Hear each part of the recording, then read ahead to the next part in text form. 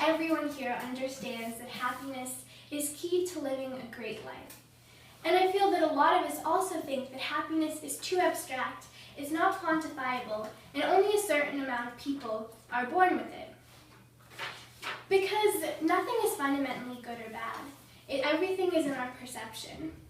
So today I have happiness as seen in science and math, and one that underscores the power of science and math, and two that underscores the power of happiness. So researchers in University College London did a project in which they first had 26 participants playing the Great Brain Game, in which they had a series of decision-making tasks, and they either had monetary gains or losses for their decision. And then they made a model and expanded it to over 18,000 people. And they developed this computational model of momentary well-being. And the researchers were not surprised by how much rewards influence happiness, but they were surprised with how much expectations could. It proves to support the theory that if you have low expectations, you'll never be disappointed. But if you also have positive expectations, like if you're excited that your friend is going with you to your favorite restaurant, it will make you happy. So the equation is this.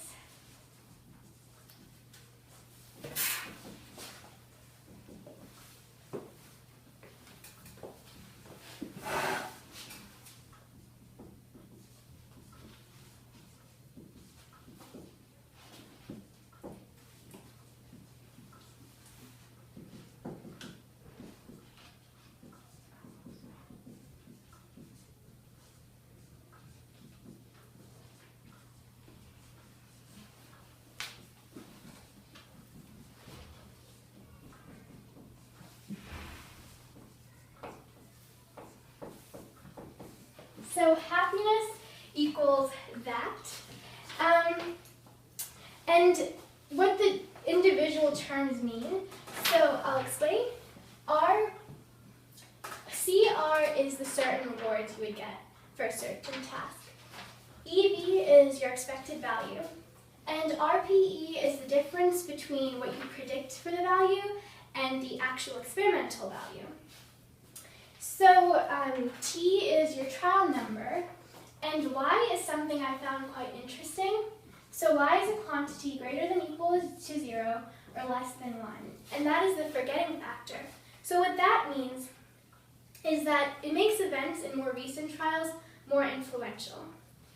So from all of this, I get it to be that happiness equals reality minus expectations. So as math and equations and algebra shows us, I think that if we work hard, we should have high expectations. But if we don't put a lot of effort into something, if we have very high expectations, it's just going to make everything worse. So next I'm going to go to genetics. So here is a picture, a graph, of a trait value over time. The blue dashed line represents the mean population trait value, the current value, and the red dashed line represents the mean population trait value for the next generation. And because the covariance is positive, you'll see the trait increase over time. So this long equation over here can be rewritten as this.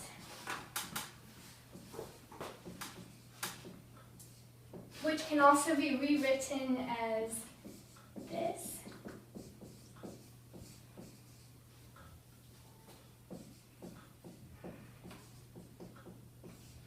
And what VI is the ratio of fitness. And so how does this relate to happiness? Well, a lot of the times, altruism is a component of happiness. A lot of times it seems that if you're altruistic, it doesn't really benefit you. If you're very hungry and you only have one cookie, and you give it to someone else who's hungry, now you don't have any food. But what happens is that, societally speaking, individuals, a group that has more people who are generous, will make the group increase over time. So it shows in an evolutionary point of view that being generous and being kind to others, it makes a difference in a society. Next, in anatomy, so emotional warmth produces oxytocin, and oxytocin causes the release of a chemical called nitric oxide.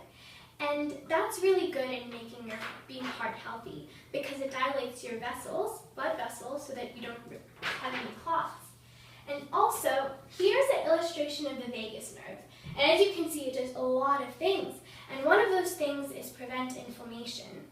And compassion, or feeling the suffering of another person, it actually leads to greater activity in your vagus nerve. And since free radicals and inflammation cause aging, you'll look younger if you're compassionate towards others. And lastly, I have the sociology aspect of happiness. So we always hear one act of kindness is a really good thing.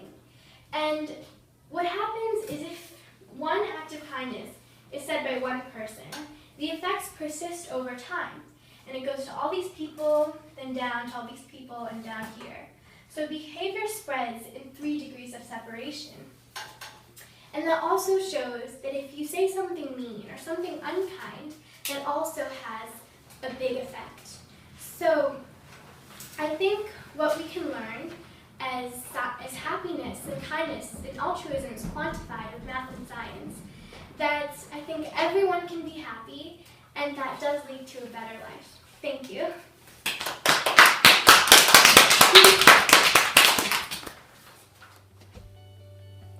Привет! I hope you enjoyed viewing my presentation as much as I enjoyed researching and presenting it. I think that math is so fun, and RSM is fun and makes me happy because every time I go to class, I learn something new, and if I already knew it, I learn a new way to look at it. Я люблю математику. До свидания. Спасибо.